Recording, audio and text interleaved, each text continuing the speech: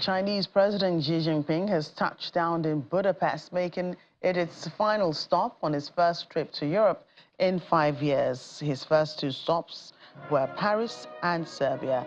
President Xi was greeted by Hungarian Prime Minister Viktor Orban and was welcomed to the military ceremony alongside President Tamás Sulyok. Mr. Xi praised a new era and said Hungary was the #1 target in the Central Eastern European region for Chinese investment. This year marks the 75th anniversary of the Chinese-Hungarian relations. A number of new agreements are expected, with discussions set to include China's Belt and Road Initiative.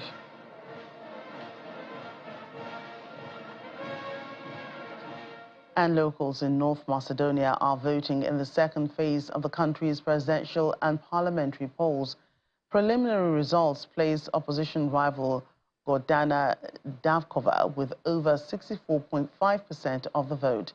The opposition and incumbent President Stevo Pendarovsky spoke to journalists after casting their votes. The results of the election is likely to shape North Macedonia's aspirations for European Union membership as the country aspires to join the bloc.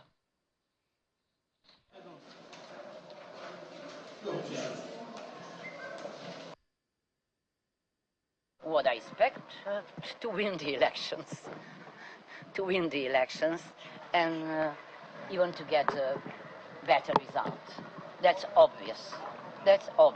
I expect votes from opposition, because it is so normal in political science, the opposition to support opposition. I expect also additional votes from those neutral citizens or voters, those who are not members of the parties, who are not devoted to some parties, especially from women, because this will be something totally new. I'm ashamed that after 30 years we have a chance to have a woman for the president, and my question is why it is so? Why to tolerate this macho world? Why not to use forgotten energy, knowledge, beauty, creativity, and etc.? Up to now, the election day has been transparent and calm. I suppose that we will continue that way by the end of the electoral day. That means by 7 p.m. There's no other reason to believe that there are going to be some big disturbances, because we are for 3.5 decades almost in democracy, and obviously we have learned some democratic lessons in the meantime.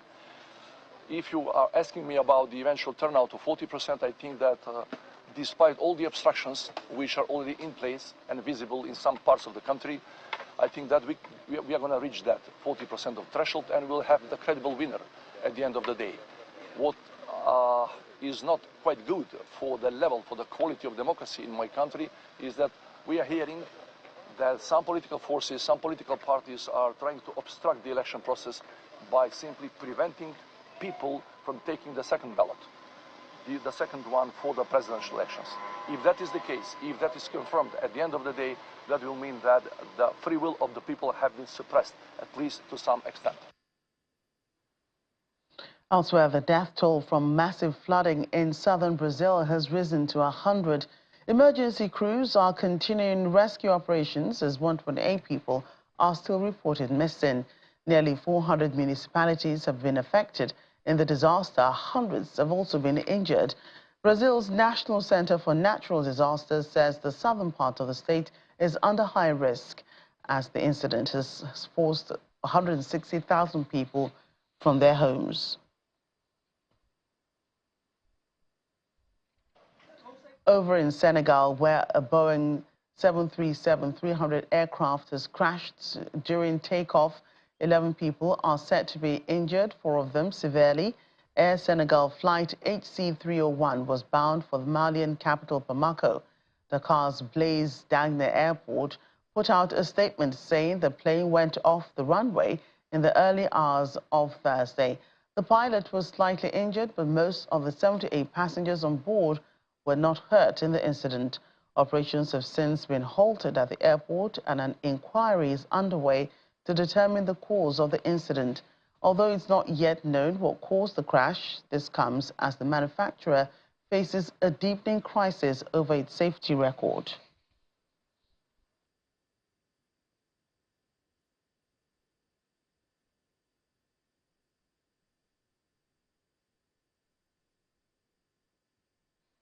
And in George, South Africa, a devastating building collapse has sparked urgent investigations and a massive rescue operation. 7 lives have been lost and nearly 40 workers remain missing under the rubble, prompting national mourning and a quest for answers. South African President Cyril Ramaphosa has extended his condolences to the families affected by the tragedy and has called for thorough investigations. Authorities, including police, the provincial government, and the National Department of Labour, are conducting inquiries to determine the factors that contributed to the disaster. The rescue part is still continuing with the operation, but what at the same time, what the teams are now doing are preparing for recovery. And the UK Immigration Group has described the UK-Rwanda asylum law as simply unworkable, especially in light of reports that asylum seekers are fleeing to neighbouring Ireland to escape deportation. Annie Campbell from the Bill for Immigration Detainees charity says the UK government's Rwanda bill is just passing the problem to UK neighbours. Last week, media reports claimed that many asylum seekers had fled to Dublin using the Common Travel Area Agreement between the UK and Ireland, sparking a huge row between the countries. The legislation allowing deportation flights carrying asylum seekers to Rwanda was passed by the British House of Commons last month. Prime Minister Rishi Sunak claims the policy will act as a deterrent to those attempting to cross the English Channel. The Rwanda plan allows any asylum seeker entering the UK legally after January 1, 2022 to be sent to the African country with their claims processed there and allowed to remain in Rwanda if their claims are successful but won't be allowed to return, are not successful but won't be allowed to return to the UK. I feel that this is just simply unworkable. This is about performance politics rather than about a real, genuine attempt to resolve a very, very complex situation that is sort of global. The mass movement of people because they fear persecution. I would very, very sincerely hope it is going to be repealed. It's a really dreadful piece of legislation. It's been drafted for political aims rather than for reasonable policy aims. And I would hope that any incoming government after the election would look at this piece of legislation and realise that it was one that should not remain on the statute books. So people going to Ireland isn't really a deterrent effect. It's just passing the problem on to our neighbours, and that's going to create sort of conflict with the British government and the Irish government, which is very, very unhelpful, especially given the kind of negotiations around the ECHR and the Conservative government.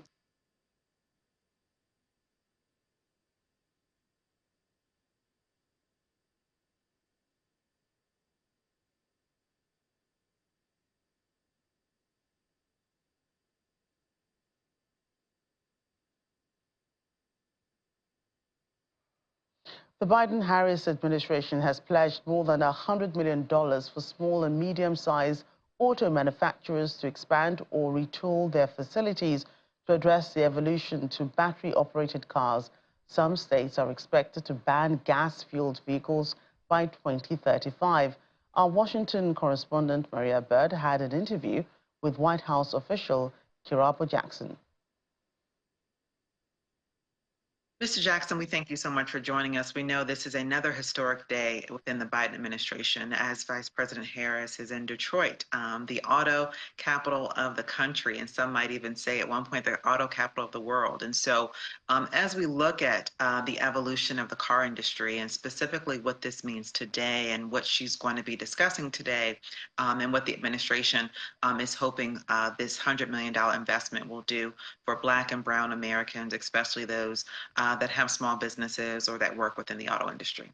Yeah, thank you for that introduction. So as I said, what we're seeing today is Vice President Harris is continuing her tour, her economic opportunity tour, which is really talking about the broad advances that we have made as a country under the Biden-Harris administration. We've had very, very strong labor market, unemployment under 4% for over 2 years, which is something we haven't seen in over 50 years.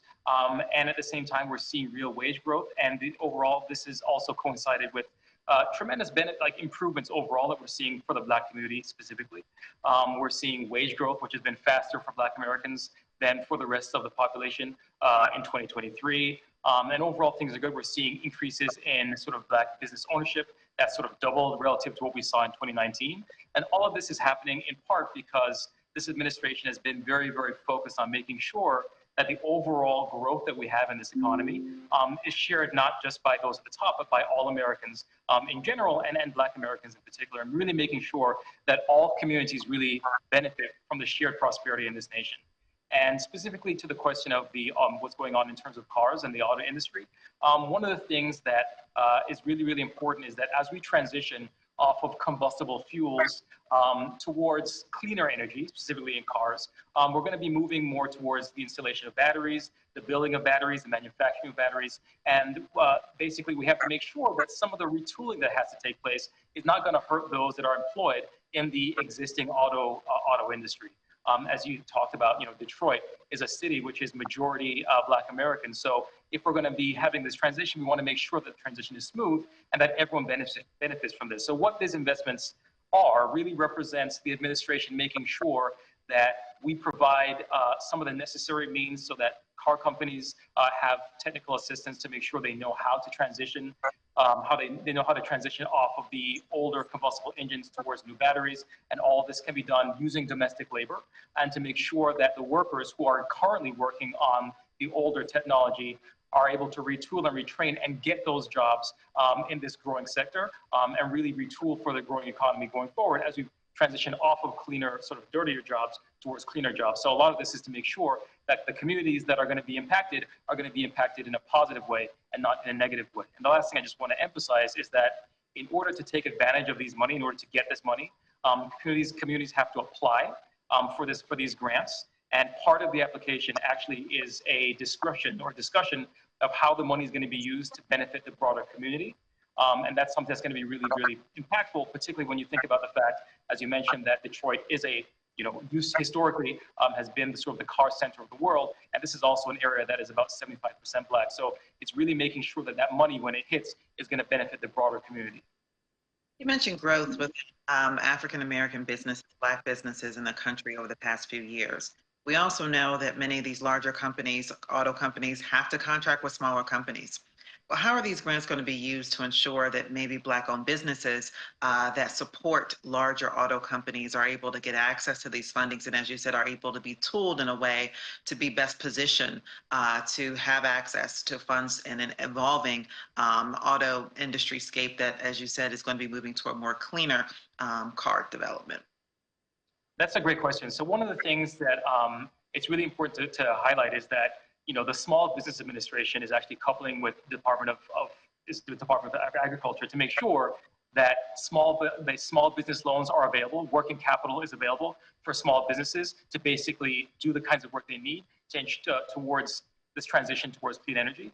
There are actually some set aside specifically for disadvantaged business enterprises, which is made up predominantly of businesses that are owned by women, people of color, and veterans. So there are set asides for that as well. I'll also just sort of mention that if you look at 2022 relative to what we saw to 2019, there was about a 50% or almost a doubling of the money that went towards minority-owned businesses by the Small Business Administration. So that's also something. There's been a concerted effort to make sure that we have a greater diversity in terms of the business owners that are getting access to these funds. And there are also set aside specifically towards technical assistance to make sure that the small businesses who may not have had access to small business loans in the past have the technical capacity and can build up the technical capacity to figure out, okay, how do I do my balance sheets to apply for these loans? How do I fill out the paperwork for these loans? So there is additional money specifically designated towards making sure that members of disadvantaged business enterprises are able to gain access to that money and really contribute to the broader growth that is happening in that sector.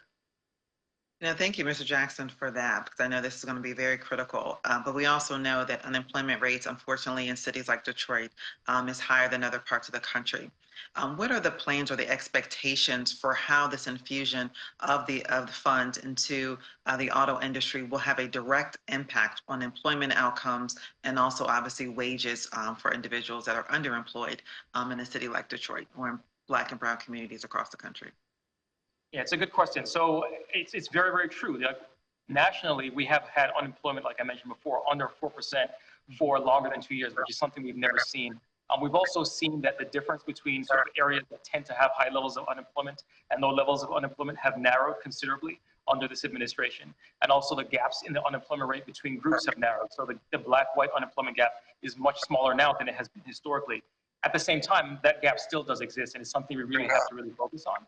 I would say this as a general rule, not just for the investments into the auto industry, but also if you look at a lot of the investments that are being done under the bipartisan infrastructure law and also the Inflation Reduction Act, about 2/3 of those investments are actually targeted towards communities of color and targeted towards communities that specifically have low levels of employment given the size of the population. So this administration has been very deliberate in thinking about all the strategic investments that are being made for the broader economy and really targeting those to communities where we know there's a need for further investments in, first, just making sure we have access to jobs, but also in terms of training and retooling, expanding access to registered apprenticeships, expanding community colleges so that those who are in those communities can retool and gain access to those jobs. So all of this is part of the process to make sure that the business community is there, they have the incentive to produce, and also the workers are there, and they can take advantage of those new opportunities, broadly speaking. Mr. Jackson, we thank you so much for sharing a little bit about what was happening, and we look forward to seeing the outcomes of this investment into the auto industry. So thank you. Thanks for having me.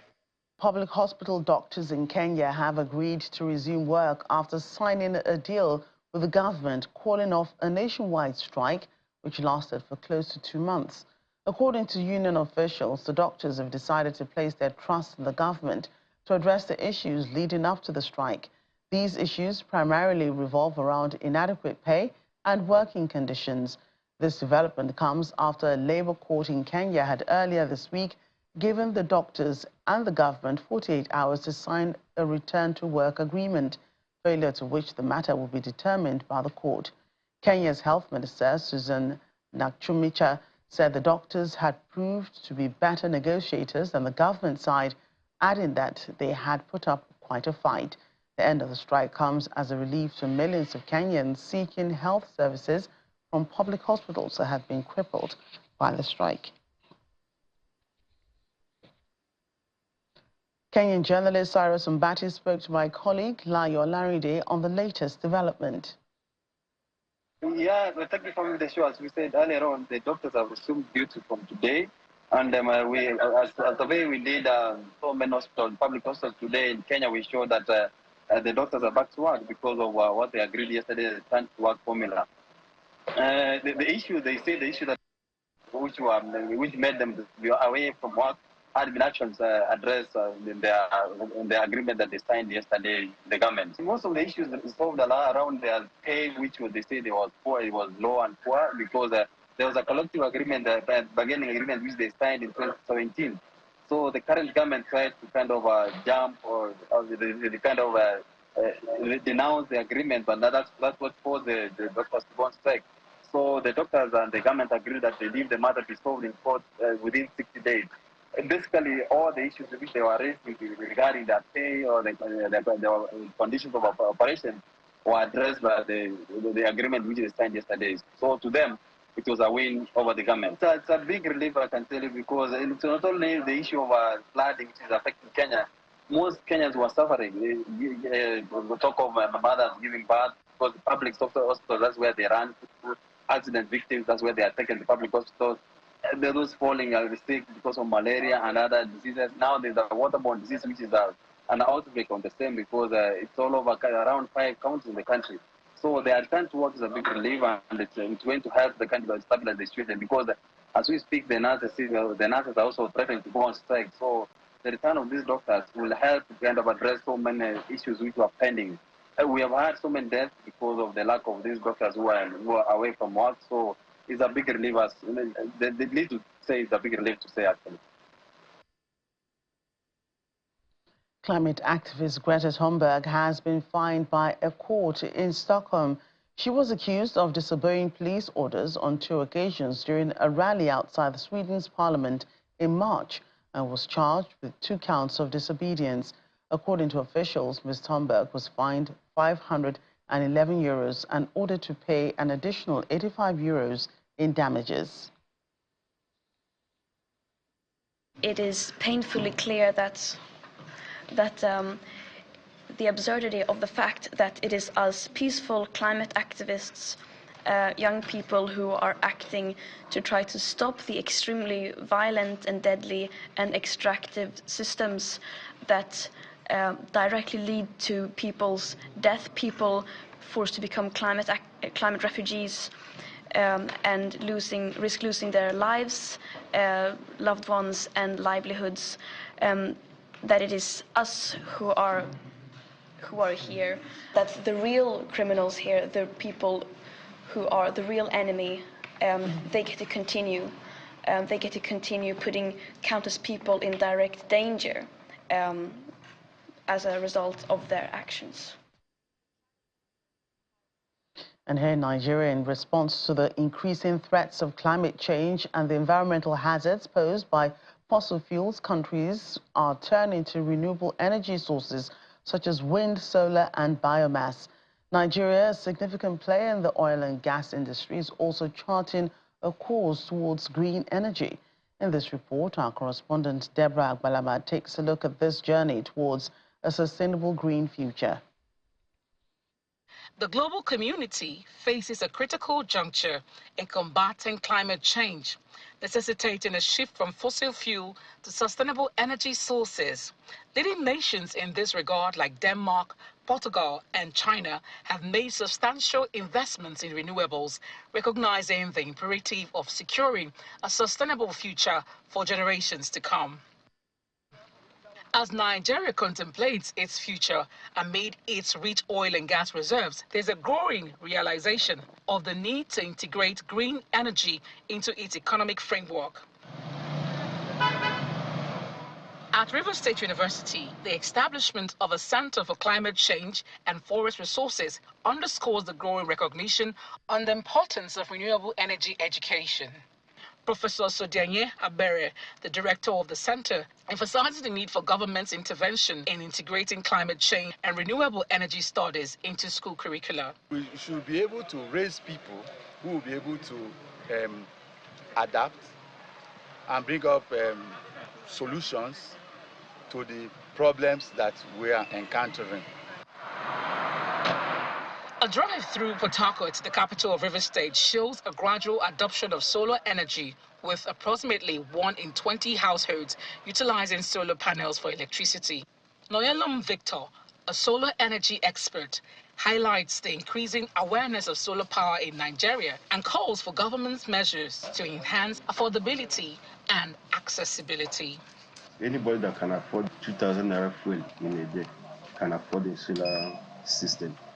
The only disadvantage is just bringing out that money once to acquire the system, but on the long run, it's far cheaper than generators or even electricity.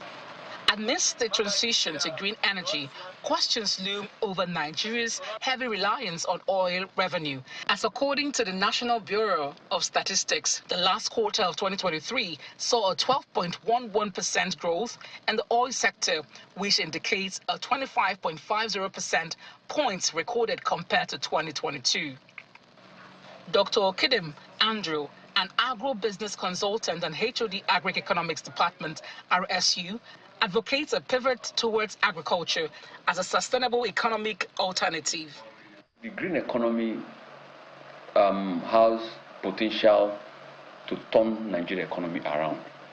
From 1960 to date, I think Nigeria has entered into recession over 8 times. As Nigeria navigates its path towards renewable energy, it must balance economic interests with environmental responsibilities. By embracing green technologies and diversifying its economy, Nigeria can pave the way for a cleaner and more sustainable future. Deborah Balama, Channels Television News.